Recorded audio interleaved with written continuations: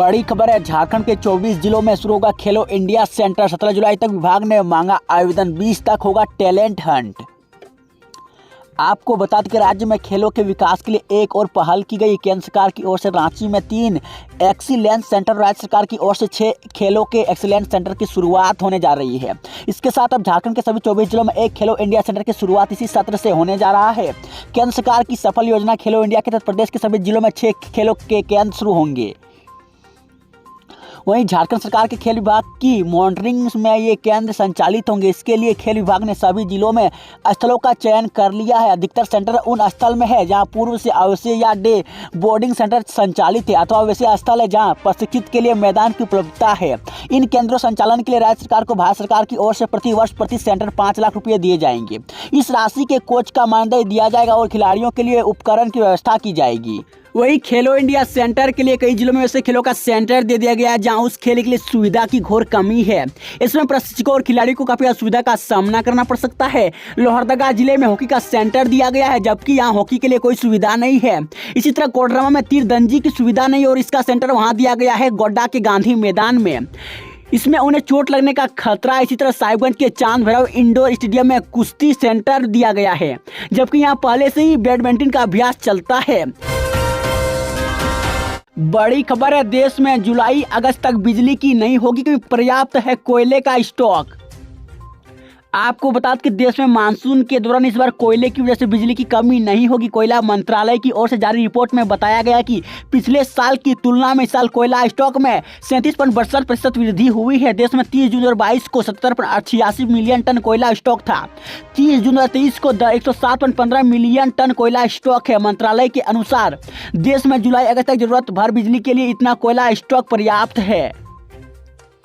वहीं कोयला मंत्रालय की रिपोर्ट के अनुसार वित्तीय वर्ष 2023-24 की पहली तिमाही में कुल कोयला उत्पादन में प्राप्त वृद्धि हुई है। वित्तीय वर्ष 2022-23 की पहली तिमाही में 205.65 मिलियन टन की तुलना में वित्तीय वर्ष 2023-24 की पहली तिमाही में कोयला उत्पादन 222.93 मिलियन टन तक पहुंच गया है। वहीं कोल इंडिया लिमिटेड CIL ने 9.85% की वृद्धि दर्ज की है। कोल इंडिया में 2023-24 की पहली तिमाही में 175.35 मिलियन टन कोयला उत्पाद हुआ है, जबकि पिछले वर्ष की समान अवधि के दौरान यह 159.64 मिलियन टन था। कैप्टिव खदानों और अन्य खदानों में भी 4.74 की वृद्धि हासिल की है, जो वित्तीय वर्ष 23-24 में उत्पादन 30.48 मिलियन टन तक पहुंच गई है, जबकि इसी अवधि के दौरान वित्त वर्ष 2022-23 में 29.10 मिलियन टन था। बड़ी खबर है, झारखंड में मानसून की एंट्री के बाद नहीं बरस रहे बादल। बारिश को लेकर IMD का पूर्व अनुमान।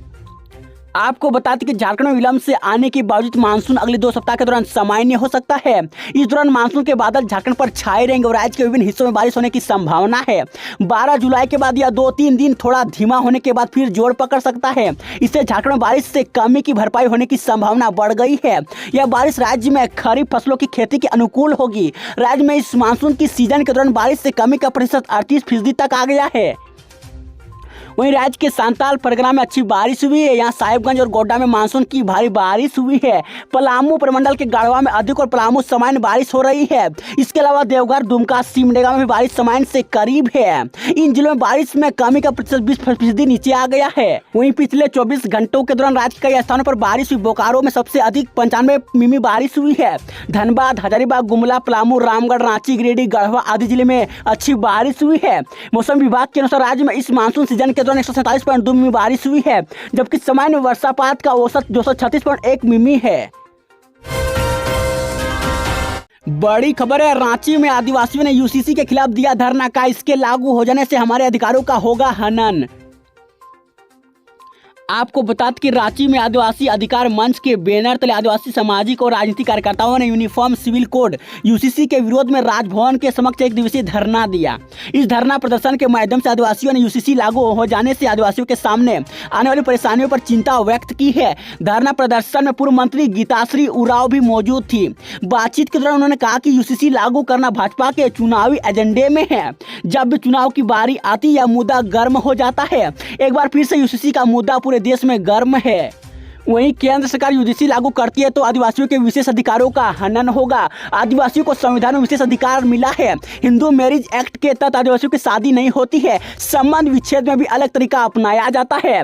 हमारे यहाँ सामाजिक तौर पर इनका निपटारा होता है। अगर यूजीसी पूरे देश में लागू हो जाएगा तो आदिवासियों का नसरत विशेष अधिकार खत्म होगा, बल्कि हमारा अस्तित्व भी खतरे में आ जाएगा।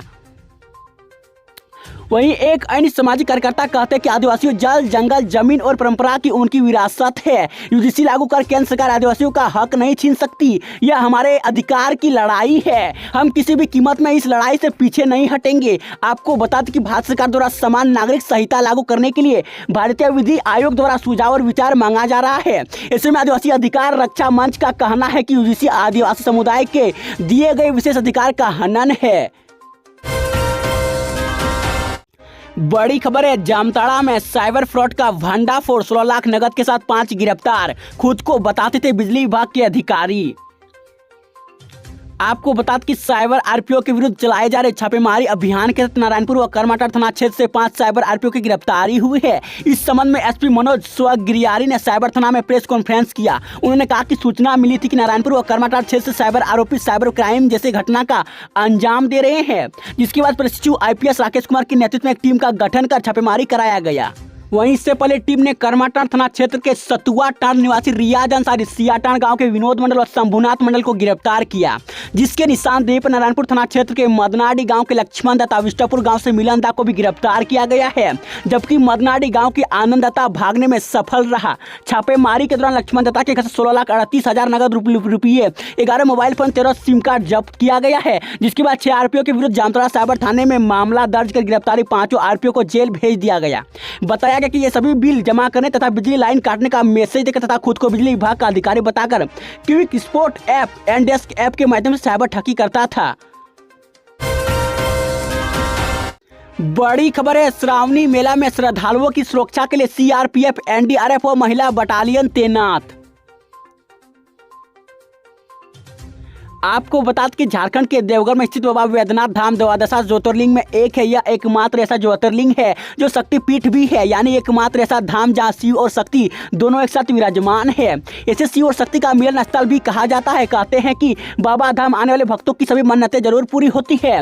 यहाँ मनोकामनाएं पूरी होने के कारण मंदिर में स्थापित शिवलिंग को कामना लिंग भी कहा जाता है। सावन के महीने में बिहार के भागलपुर जिला में स्थित सुल्तानगंज की उत्तर वाहिनी गंग से भक्त गंगा जल लेकर कांवर उठाते हैं और बोल बम करते हुए पैदल देवघर तक 107 किलोमीटर की कांवर यात्रा करके देवघर स्थित बाबा धाम पहुंचते हैं। वहीं देवघर में श्रावणी मेले में रविवार, सोमवार और मंगलवार को अप्रत्याशित भीड़ होने की संभावना को देखते हुए डीसी मंजुनाथ भजंत्री ने अधिकारियों के साथ गोपनीय शाखा में बैठक की। उन्होंने अधिकारियों और दंडाधिकारी को निर्देश दिया कि मेले के दौरान रवि, सोम व मंगल को विशेष सावधानी बरते, सभी 24x7 एक्टिव रहे। उन्होंने दिशा निर्देश में बाबा वैद्यनाथ धाम मंदिर के निकास द्वार में CRPF के जवान तैनात रहेंगे।